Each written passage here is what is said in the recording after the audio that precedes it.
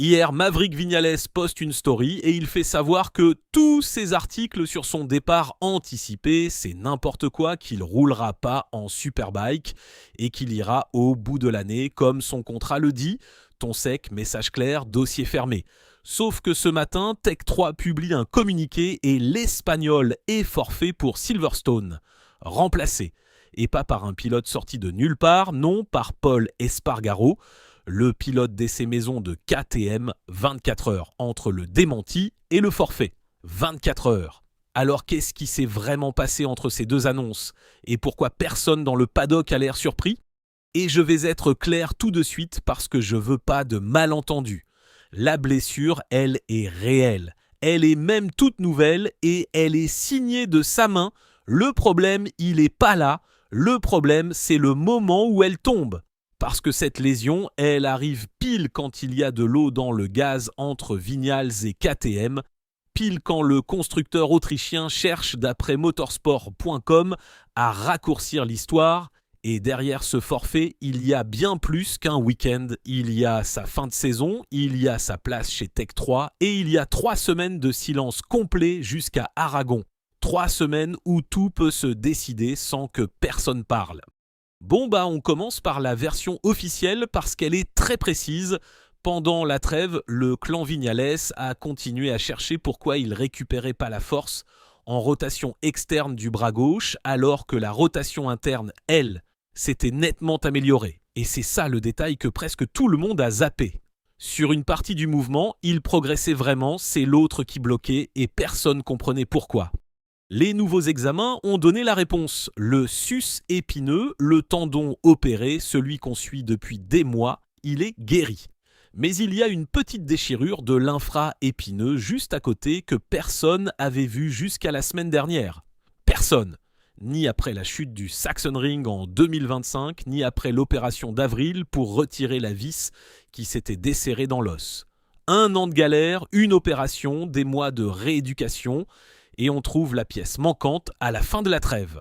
Consultation au Red Bull Athlete Performance Center, puis impasse sur Silverstone pour se concentrer sur la récupération. C'est propre, c'est cohérent, et ça explique absolument pas ce qui s'est passé la veille.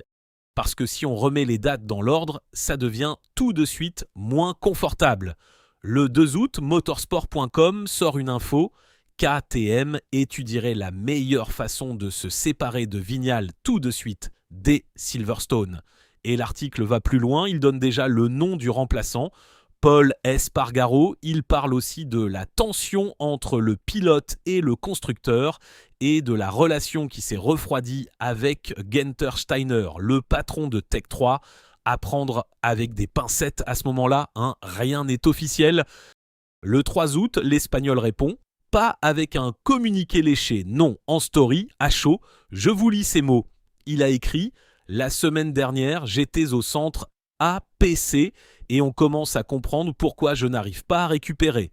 Arrêtez d'écrire des articles stupides sur moi, je ne roulerai pas en superbike et je finirai l'année comme mon contrat le dit. » Voilà, il ferme la porte mais il annonce lui-même la piste médicale.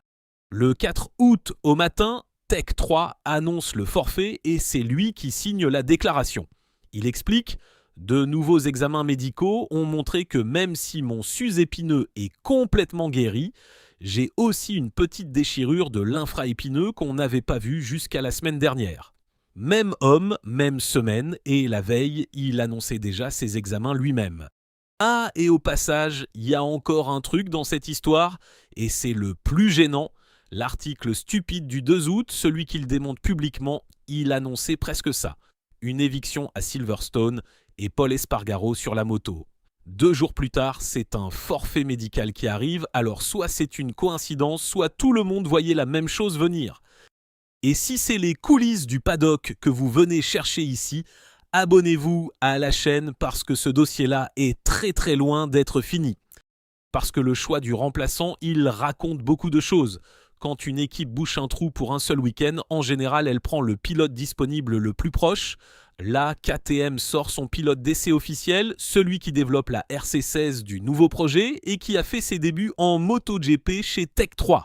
Pol Espargaro a d'ailleurs prévenu qu'il lui faudrait un peu de temps pour se réadapter à la catégorie parce que, je cite, « J'ai surtout testé la RC16 pour le nouveau projet et ça fait un moment que j'ai pas roulé sur la 1000 cm3.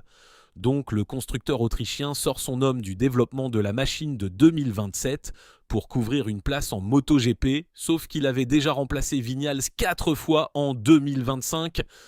Et le team manager Nicolas Goyon a lâché une formule intéressante. Il a dit que Paul fait partie de la famille Tech 3 depuis longtemps et qu'il est clairement le bon remplaçant, je cite, dans ces circonstances. Dans ces circonstances. Moi, je trouve que ça sonne pas comme une phrase sur une blessure. Ça sonne comme une phrase sur une situation, sauf que Goyon finit sa phrase en espérant revoir Vignales en piste des Aragons, et c'est la presse, pas Tech 3, qui parle d'un remplacement prolongé. Et c'est là que l'histoire change de nature. On a tous lu ça comme une histoire d'épaule, un pilote blessé, un forfait, point final.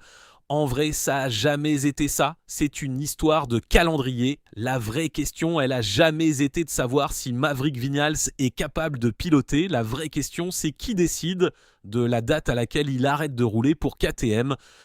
Et je vais quand même nuancer, hein. Je dis pas que la blessure est un prétexte, je dis l'inverse. Elle est réelle, elle est documentée. Ce que je dis, c'est qu'un forfait médical, c'est la seule porte de sortie où personne perd la face. Personne casse le contrat et le calendrier avance tout seul. Dans un bras de fer, celui qui tient la fin de saison, c'est jamais celui qui a signé le papier, c'est celui qui aligne la moto le samedi matin. Et vous, franchement, vous y croyez à un retour à Aragon dans 3 semaines ? Dites-le moi en commentaire parce que le paddock, lui, il y croit moyen. Alors le verdict, il est pas agréable. Ce forfait, il referme rien du tout. Il ouvre 3 semaines sans piste, sans conférence de presse, sans une seule question à laquelle Viñales est obligé de répondre.